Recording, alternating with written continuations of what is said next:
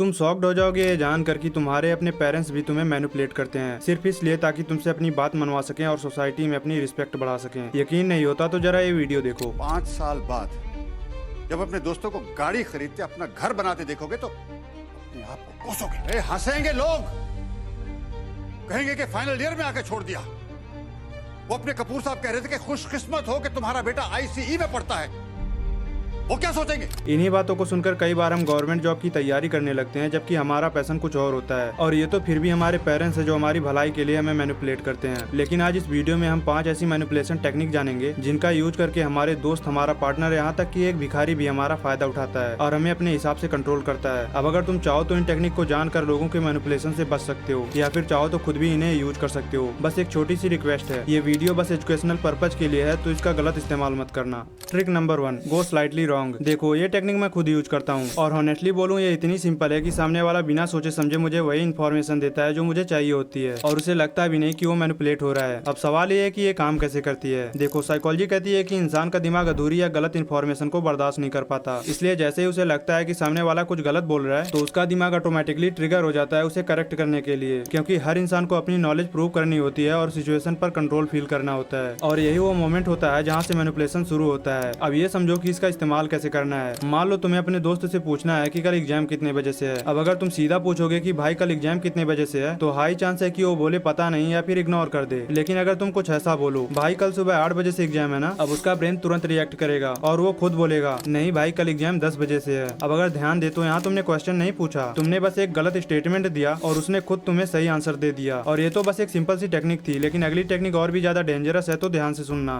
Trick number 2, love bombing. ये वाली manipulation technique सबसे ज्यादा डेंजरस है, क्योंकि इसका यूज ज्यादातर रिलेशनशिप में होता है और इसका एंड गोल होता है तुमसे सेक्स, पैसा या टेंशन लेना। और इसी की वजह से बहुत से लोगों की लाइफ खराब हो चुकी है, इसलिए इसे समझो लेकिन इसका मिसयूज मत करना। देखो कई बार हमारी लाइफ में अचानक एक इंसान आता है जो हमें जरूरत से ज्यादा स्पेशल फील कराता है। वो हमें गिफ्ट देता है, सरप्राइज करता है, घंटों बातें करता है और इतना अटेंशन देता है कि हमें उसकी आदत हो जाती है। अब यहाँ तक तो सब परफेक्ट लगता है, लेकिन असली गेम यहीं से शुरू होता है, क्योंकि कुछ महीनों बाद जब तुम इमोशनली अटैच हो जाते हो, जब तुम्हें लगता है कि उसके बिना रहना मुश्किल है, तभी उसका बिहेवियर बदलने लगता है। वो तुम्हें इग्नोर करता है, डिस्टेंस बनाता है और फिर धीरे धीरे ऐसी चीजों की डिमांड करता है जो तुम नॉर्मली कभी एक्सेप्ट ही नहीं करते, चाहे वो सेक्स हो, पैसा हो या फिर कोई और फेवर। लेकिन तुम उसे मना भी नहीं कर पाते क्योंकि तुम उसे खोने से डरते हो। तो याद रखना, अगर कोई इंसान बहुत जल्दी तुम्हारी लाइफ में आकर हद से ज्यादा प्यार और अटेंशन देने लगे तो ये प्यार नहीं एक डेंजरस साइन होता है, और अगर तुमने इसे टाइम पर नहीं समझा तो ये तुम्हें अंदर से तोड़ के रख देगा। Trick number 3, the reason. यह टेक्निक जितनी सिंपल लगती है उतनी ही ज्यादा पावरफुल है, और इसी का यूज करके कई बार एक भिखारी भी तुम्हें इजिली मैनिपुलेट कर देता है। जैसे मान लो तुम रास्ते से जा रहे हो और तुम्हें 2 भिखारी मिलते हैं। एक बोलता है कि भैया पैसे दे दो, मदद कर दो, और दूसरा बोलता है कि भैया मैं 2 दिन से भूखा हूँ तो प्लीज मुझे खाने के लिए कुछ पैसे दे दो। अब हाई चांस है कि तुम दूसरे वाले को पैसे दे दोगे, क्योंकि उसने तुम्हें एक स्ट्रॉन्ग रीजन दिया कि उसको पैसे क्यों चाहिए। अब एक सिंपल सी बात समझो, बिना रीजन के रिक्वेस्ट वीक लगती है और रीजन के साथ वाली रिक्वेस्ट पावरफुल बन जाती है। इसलिए जब भी किसी से हेल्प मांगो तो सिर्फ मदद कर दो मत बोलो, बल्कि एक सॉलिड रीजन दो, सामने वाला खुद हेल्प करने के लिए रेडी हो जाएगा। और यही तुम इस वीडियो में भी देख सकते हो, जहाँ एक आदमी तेल भरवाने आता है और वेट करता है क्योंकि उसके पास जल्दी जाने का कोई रीजन नहीं होता, वहीं दूसरे को पेट्रोल जल्दी मिलता है क्योंकि उसके पास एक स्ट्रॉन्ग रीजन होता है।